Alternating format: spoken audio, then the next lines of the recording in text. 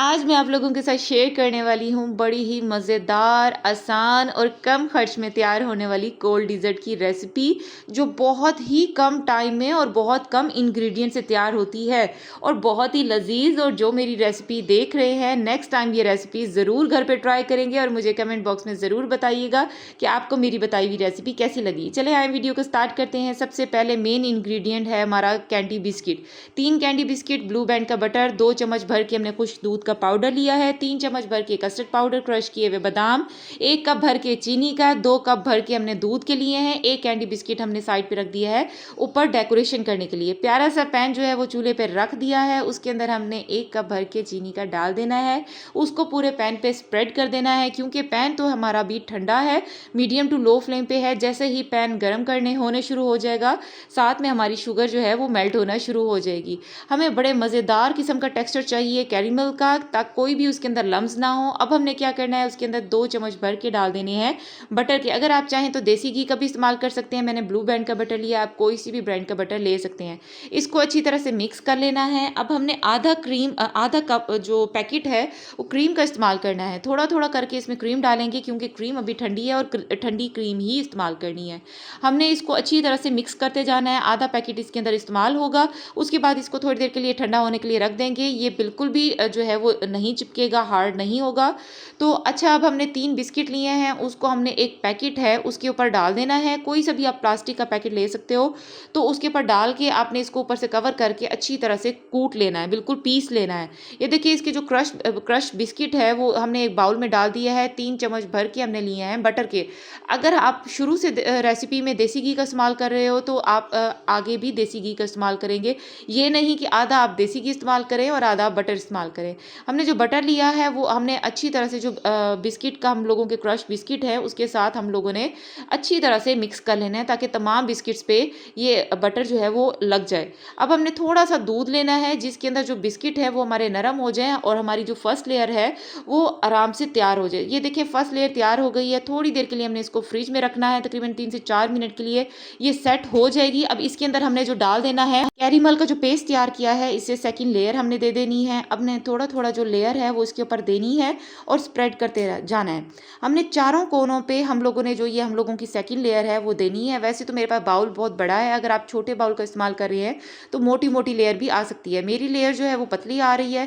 खैर, हमने अच्छी तरह से स्प्रेड करके इसको थोड़ी देर के लिए फ्रिज में रखना है, 3 से 4 मिनट के लिए, ताकि ये जो कैरेमल वाला मिक्सचर है सेकंड लेयर वो अच्छे से सेट हो जाए। अच्छा, ये अब हमारी सेट हो गई है। अब इस बाकी जो कैरेमल है हमने थोड़ा सा निकाल रखना है, ऊपर डेकोरेशन के काम आएगा। जो बाकी हम लोगों का कैरेमल बच गया उसके अंदर हमने रूम टेम्परेचर वाला 2 कप दूध लिया है। आपने ये ध्यान रखना है, ठंडे दूध का इस्तेमाल यहाँ नहीं करना, क्योंकि ठंडा दूध अगर इसके अंदर गया तो जो सारा कैरेमल वाला मिक्सचर है वो जम जाएगा।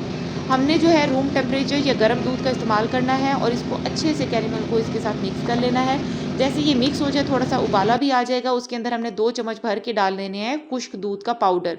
उसको इसके साथ अच्छे से सिर्फ मिक्स करना है, पकाना नहीं है। अब हमने 3 चम्मच भर के जो कस्टर्ड पाउडर के लिए थे वो उसके अंदर आपने, यहाँ मुझसे गलती हो गई है कि मैंने इसको पानी के अंदर घोल के फिर इसके अंदर डालना था, मैंने डायरेक्ट डाल दिया, जिसकी वजह से लम्स आ गए थे और लम्स ख़त्म करने में बहुत ही मसला हुआ है। आपने ये गलती नहीं करनी, पानी के अंदर घोल के फिर इसके अंदर डालना है और बिल्कुल पतला पतला हम लोगों ने कस्टर्ड के टेक्सचर में लेकर आना है।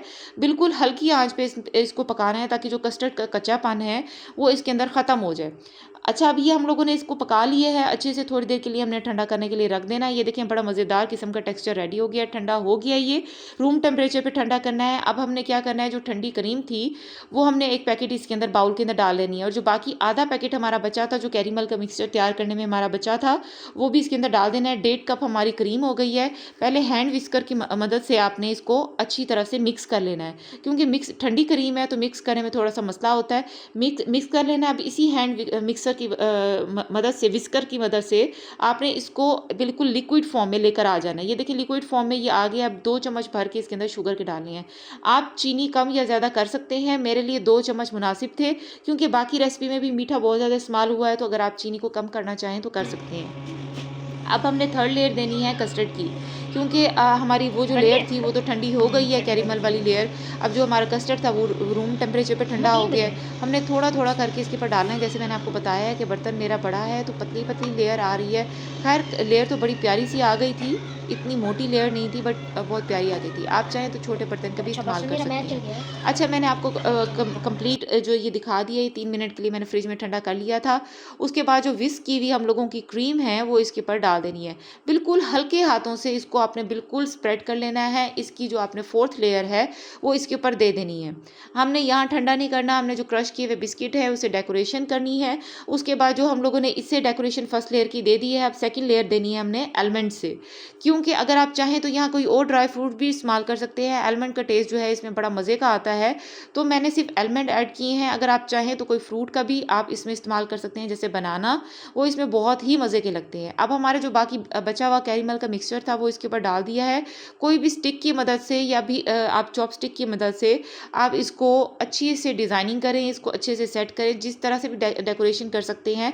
तो हम लोगों ने यहाँ कोल्ड डिज़र्ट रेडी किया है। अगर आप चाहें तो कैरेमल कोल्ड डिज़र्ट रेडी करें तो उसमें सिर्फ ऐसी एज इट इज़ रेसिपी आप यूज़ करेंगे। अगर आप इसमें कुछ बनाना वगैरह ऐड करना चाहते हैं तो कर सकते हैं। और ये देखिए हमारी जो मज़ेदार किस्म की जो रेसिपी है वो रेडी हो गई है। थोड़ी देर के लिए हमने इसको ठंडा कर लिया था, तकरीबन आधे घंटे के लिए, और इतने मज़े की ये कोल्ड डिज़र्ट की रेसिपी रेडी हुई है।